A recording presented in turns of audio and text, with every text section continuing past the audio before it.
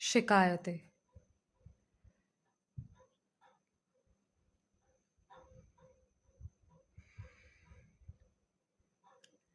बस से नीचे उतरते हुए उसके कदम और मेरा उसके सामने खड़े होकर इंतज़ार करना। यह जगह नई थी, समय बदल चुका था और हम भी। मगर कुछ चीज़ें हैं जो कभी नहीं बदलती, जैसे उसकी खूबसूरती। एक लंबी रेशमी साड़ी में वह लिपटी हुई थी, जो उसके पूरे जिस्म को जैसे थामे हुई थी। माथे पर छोटी सी काली बिंदी, आंखों में हल्का सा काजल, गले में पतली सी चेन और हाथों में सजी चूड़ियां। पायल की छन-छन के साथ वह बस से उतरी। मैं सड़क के उस पार खड़ा था। उसने दाएं बाएं देखा, फिर बालों को कान के पीछे सरकाया और मेरी ओर बढ़ चली। करीब 10 साल हो गए जब मैंने अपने शहर के शोर शराबे को छोड़कर इस छोटे से कस्बे में आकर बसने का फैसला किया। शायद बाहर से ज्यादा मेरे मन के भीतर चल रहे शोर ने मुझे उस जिंदगी से दूर कर दिया था। वो जिंदगी जहाँ केवल रास्ते भागते थे और हम बस उनके पीछे पीछे। पर जाना कहाँ है, ये किसी को नहीं पता। कुछ समय तक मैं भी भागा, बहुत भागा। फिर एक दिन रुक गया। थका नहीं था, बस खुद को किसी तरह रोक लिया। मुश्किल होता है जब आप एक ऐसी जिंदगी जी रहे होते हैं जिससे आपको हजार शिकायतें हो, फिर भी आप उससे कुछ नहीं कहते, क्योंकि वही जिंदगी आपकी उन ज़रूरतों को पूरा करती है जिनकी आप सपने देखकर आप बड़े हुए होते हो। एक दिन मैंने उस सपनों की डोर छोड़ दी। क्यों छोड़ी, इसका जवाब मुझे आज तक नहीं मालूम। बस अब और भागना नहीं था। उसी दिन अपने ज़रूरी सामान को समेटा और इस जगह चला आया। अब जब आ गया था तो खाली तो नहीं बैठ सकता था, इसलिए वही करने लगा जो सबसे ज्यादा पसंद था, बातें। लेकिन जब बात करने को कोई न था तो कलम और कागज से बातें करने लगा। धीरे धीरे उन्हीं बातों को बहुत से लोगों तक पहुंचाया। इन्हीं कागजों में से किसी एक को पढ़कर कुछ दिन पहले मुझे उस शख्स का संदेश मिला, जिसे जिंदगी के उस मोड़ पर छोड़ आया था जब मेरी शिकायतें खुद मुझसे चरम पर थी।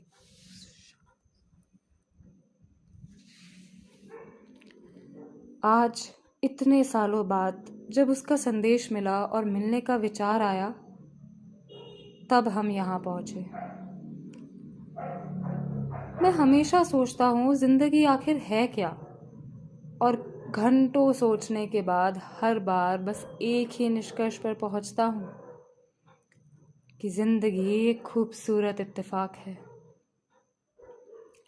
इत्तेफाकन हमारे सामने अक्सर वो चीज़ें आ जाती है जिनकी हमने कभी कामना तक नहीं की होती।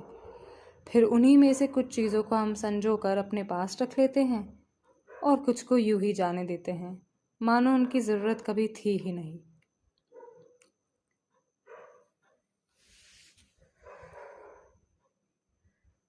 वो मेरे सामने बैठी थी, जैसे उसे किसी बात का होश ही ना हो, जैसे उसे पता ही ना हो कि मैं ठीक उसके सामने बैठा हूँ। कभी कभी वो अपने फ़ोन की तरफ देखती, शायद मेरी नज़रों से बचने की कोशिश कर रही थी। मैं हर बार कुछ कहने की कोशिश करता, लेकिन आधे रास्ते पर ही रुक जाता और चुप हो जाता। अपने ही विचारों को दोहराता रहता, चुपचाप उन्हें समझता और जब तक हिम्मत जुटाकर कुछ कहने की कोशिश करता, तब तक उन शब्दों का मतलब ही खो चुका होता। शायद अब कहने को कुछ बचा ही नहीं था। हम जिंदगी में बहुत आगे निकल आए थे, एक दूसरे से दूर। उस सर्द शाम को शहर से थोड़ी ही दूरी पर पहाड़ों के करीब एक कैफे था, जो एक खूबसूरत फैले हुए मैदान में खुलता था।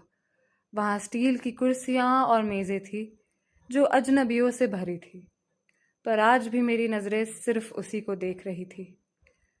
हमें मिले लगभग 15 साल हो चुके थे, एक ऐसे शहर में जो जाना पहचाना होते हुए भी अब अजनबी लगने लगा था। मैंने सोचा था कि हमारी आखिरी मुलाकात वही थी। उसने चश्मा ठीक किया और बालों को कानों के पीछे सरकाया। अब भी उतनी ही सुंदर जैसी पहली बार मिली थी। वही गोल मासूम चेहरा, वो गहरी हल्की भूरी आंखें और वही निश्चल मासूमियत। 15 साल पहले जब हम अलग हुए थे तो साथ साथ शिकायतें भी छोड़ गए थे। वो शिकायतें जो हर रिश्ते में होती है, साथ में भी और जुदाई में भी। जब उसे मेरी सबसे ज़्यादा ज़रूरत थी तब मेरा न होना, मेरे लापरवाह शब्दों पर उसकी नाराज़गी, मेरी अनावश्यक चुप्पी, उसका अचानक गुस्सा। हर किसी की ज़िंदगी में अपनी अपनी शिकायतों की एक सूची होती है।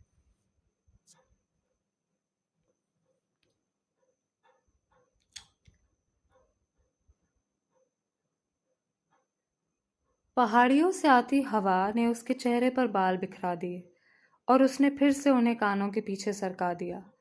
पहले मैं ऐसा किया करता था, उसका चेहरा अपने हाथों में लेकर प्यार से उसके बालों को सुलझाकर कानों के पीछे लगाया करता था।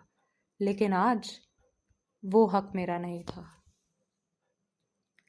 चाय काफी देर से मेज पर रखी थी, ठंडी पड़ चुकी थी, ऊपर एक पतली सी मलाई की परत जम गई थी। उसने चम्मच से अपने कप की मलाई हटाई, फिर मेरे कप की भी।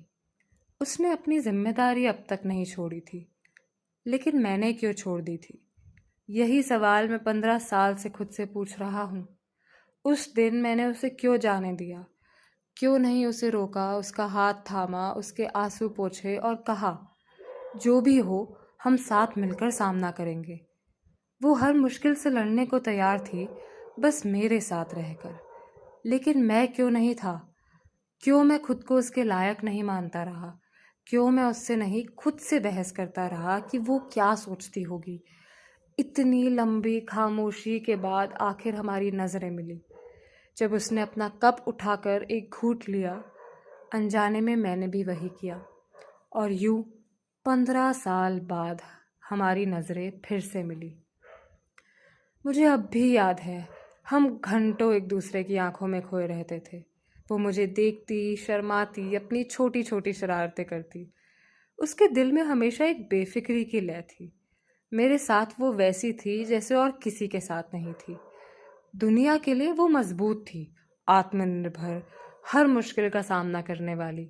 पर मेरे सामने वो फिर से बच्ची बन जाती थी।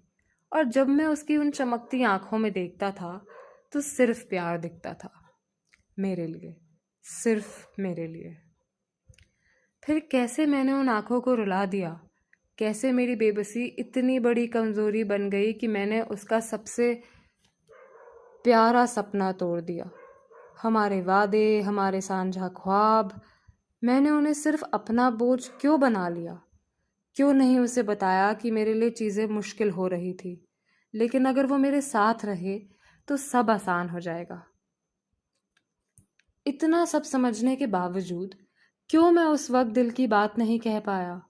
वो चुपचाप अपनी चाय पीती रही, मेरे साथ तालमेल बनाते हुए, जैसे बिना कहे ही बहुत कुछ कह रही हो।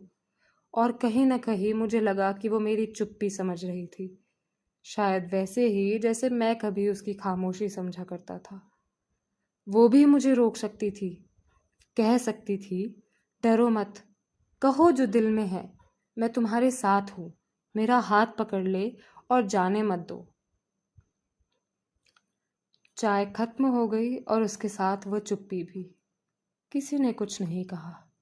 शायद वो मेरा इंतज़ार करती रही और मैं उसका। यही होती है छोटी छोटी शिकायतें, जो चुपचाप लोगों के बीच पनपती रहती है। शिकायत करना गलत नहीं है, न ही उनका जवाब न मिलना, लेकिन उन्हें कह न पाना, शायद वही हमें खुद से दूर ले जाता है।